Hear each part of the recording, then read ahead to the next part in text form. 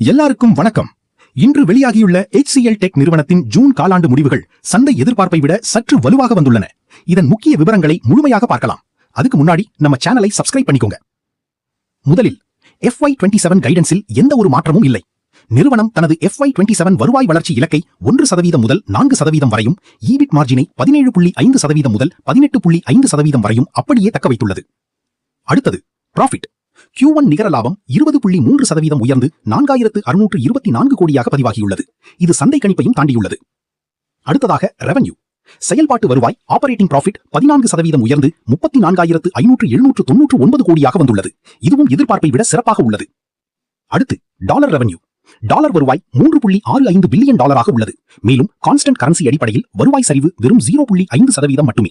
சந்தை 1.1% சரிவை எதிர்பார்த்திருந்தது. மார்ஜின்ஸ் பார்த்தால் EBITDA ரூபாய் 5831 கோடியாக உயர்ந்துள்ளது. EBITDA மார்ஜின் 16.5%இலிருந்து 16.86% மேம்பட்டுள்ளது. அடுத்தா business segments. IT and business services, engineering and R&D மற்றும் HCL சாஃப்ட்வேர் ஆகிய 3 பிரிவுகளும் வருவாய் வளர்ச்சியை பதிவு செய்துள்ளன.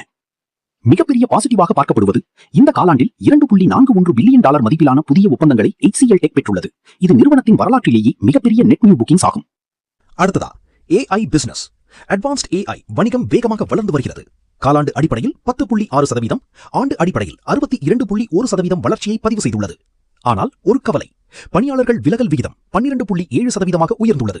மேலும் மொத்த பணியாளர்கள் எண்ணிக்கை 3292 குறைந்துள்ளது. ஷேர் ஹோல்டர்ஸ்க்கு குட் நியூஸ். ஒரு பங்குக்கு ₹12 இன்டரிம் டிவிடெண்ட் அறிவிக்கப்பட்டுள்ளது. Record date July 17, dividend payment July 27. மேலும் ஜாஸ்பர் சாஃப்ட் நிறுவனத்தை கையகப்படுத்தும் செயல்முறையும் நிறைவடைந்துள்ளது. மார்க்கெட் ரியாக்ஷன் பார்க்கும் பொழுது முடிவுகள் வெளியாகும் முன்பு HCL டெக் பங்கு 5.15% உயர்ந்து ரூபாய் 1224 முடிந்தது. இருப்பினும் இந்த ஆண்டு இதுவரை பங்கு சுமார் 25% சரிவில் உள்ளது. Profit, revenue, margin, deal wins மற்றும் AI growth அனைத்தும் பாசிட்டிவ். ஆனால் அட்ரிஷன் மற்றும் ஹெட்கவுண்ட் குறைவு கவனிக்க வேண்டிய அம்சங்கள். இந்த அப்டேட் பயனுள்ளதாக இருந்தால் லைக், ஷேர் மற்றும் சப்ஸ்கிரைப் செய்ய மறக்காதீர்கள். நன்றி. மீண்டும் அடுத்த மார்க்கெட் அப்டேட்டில் சந்திப்போம்.